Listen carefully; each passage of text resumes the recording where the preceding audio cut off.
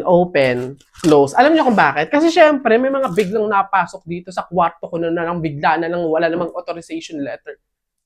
I don't know how, I don't know why, but there is something that I'm right now. Howdy mga human being! Tara, hayaan yung i-share ko sa inyo yung mga pinimili kong anik-anik na kung ano-ano sa DIY. DIY, bekenemin! Una yung wallet ko. Ay, hindi to. Ito yung para siyang sampayan na stand, gano'n. Dito ko kasi isasampay yung mga iba't ibang damit ng character ko, gano'n. Dito ko siya lalagay. Yan! Bumili ako ng pouch kapag nag-travel, gano'n. Dito ko lalagay yung mga makeup, ganun. Or yung kahit anong product. Yung mga brush, powder, kineme. Pampabango dito sa kwarto ko kasi talagang baho na talaga. Mabango naman siya. I'll try later. I don't know how, I don't know why, but there is something that I'm right now. Bumili din ako ng pabango sa sasakyan. Mukhang mabango naman. Bagong towel, bath towel, ayan siya. Pinaglumaan kong mga towel ngayon, yung butas-butas na, burat-burat na. Deserve mo ng bagong towel, bumili ka na. Baka kasi maglaon yun kami, mag-beach kami this January. So, bumili ako ng tsinelas. Magaan lang to, tapos pwede siyang mabasa. Hindi siya like madulas. I mean, panglinis na mga white shoes. Kasi dumihin yung white shoes, malamang. White nga, madudumihan yun. Baka mag-swimming kami, maglaon yun. So, bumili din ako ng goggles. Lagayan ng sabon. Iba-iba kasi yung sabon ko. May puwet, may muka, may katawan yan. Tapos, pag gaganong-ganong ko sila. Sana nga dumikit sa CR eh. Kasi yung lagayan ng sabon ko, Tupperware. Bumili ako ng gunting. Grabe naman, aminin nyo, lahat na lang ng gunting nyo nawala. Lahat na lang ng gunting nyo, hindi nyo alam kung saan nyo talaga makaita, mahagilap. Bumili na ako ng akin. Laon yung trick pa din, baka kasi matuloy. Bumili din ako ng mga ganito. First time ko na nagkaroon ng ganito. Waterproof phone pouch. Yan. Dito ko siya ilalagay, yung cellphone. Hindi ako tiwala sa mga ganito din eh. Kasi malay mo, pag lob-lob ko, nilagay ko dito yung yung cellphone nabasa. Nakain sa aso. Wow, naka-pedigree siya. Hiyang-hiya naman ako sa mga aso na yan. Samantalang kami, mga sardinas, kayo naka-pedigree pa kayong kakapal na mukha. Deserve naman ng aso namin na matikman yung mga gantong bagay kasi lagi na lang siyang buto-buto, lagi na lang siyang tinik. Kaya deserve mo to ngayon, ha? Kayo? Since 2025 na, magbabagong buhay na ako, bumili ako ng jump rope. Kahit man lang yung parang makilos-kilos man lang yung katawan ko, magkaroon man lang ako ng physical activity, ganun. Ayan, tote bag. Kasi nga, di ba kapag nasa dalampasigan kayo, syempre ang layo-layo ng hotel nyo. Nagdala ako para dito ko ilalagay yung mga mga sunscreen, mga personal na gamit na kailangan kong dalhin sa tabi ng dagat, like cellphone, wallet, etc. So, ayan siya.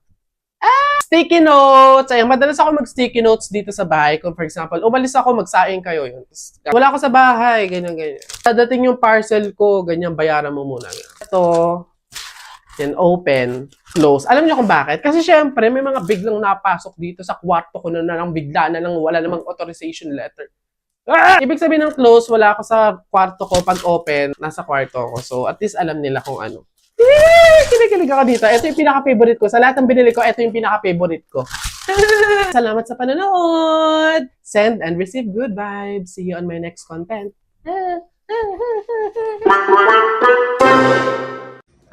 Colin. Yes, Jake. Ano yun? Happy Valentine's Day. May sasabihin sana ako sa'yo eh. Go lang. Ano ba yan?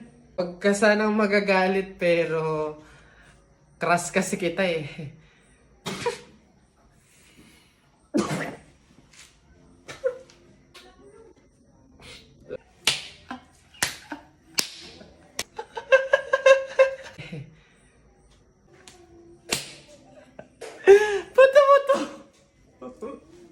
Ba't ka tumatawa?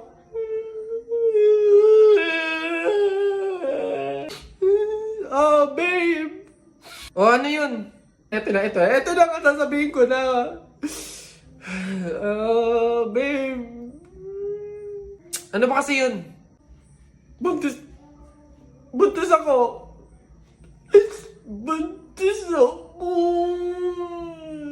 Huwag kang pilingera, hindi mangyayari yun.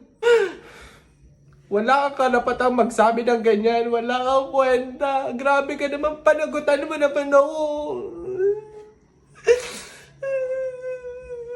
Babe, tigilan mo nga ako. Baka nakakalimutan mo, bakla ka. Lalaki ka, babe. Oo, may lawit. Oo, may lawit.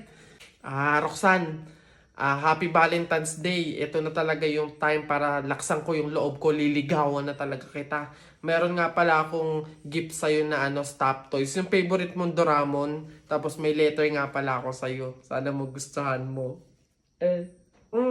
Wow, grabe naman si Butcho ko. Napaka-sweet naman. Thank you. Happy Valentine's Day. Sweet mo talaga. Colin, may nagpapabigay daw nito. Ay. Sino nagpapabigay? Ayun, no?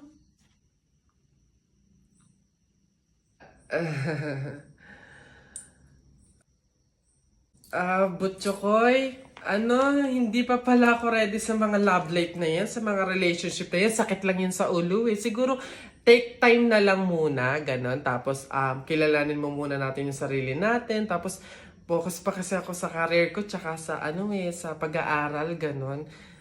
Sige, next time na lang ha. May pupuntahan pa ako eh. Sige ha.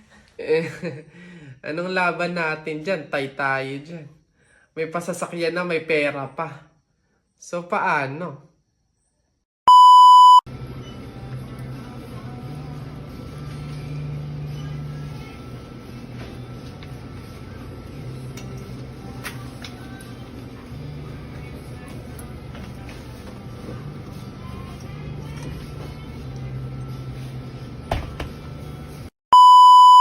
Oh! Hala, si Kuya Kenkoy!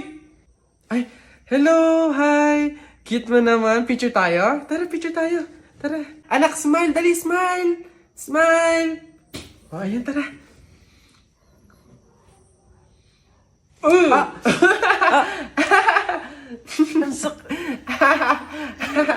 Anak, bakit mo ginawa yun? Bad yun, ha?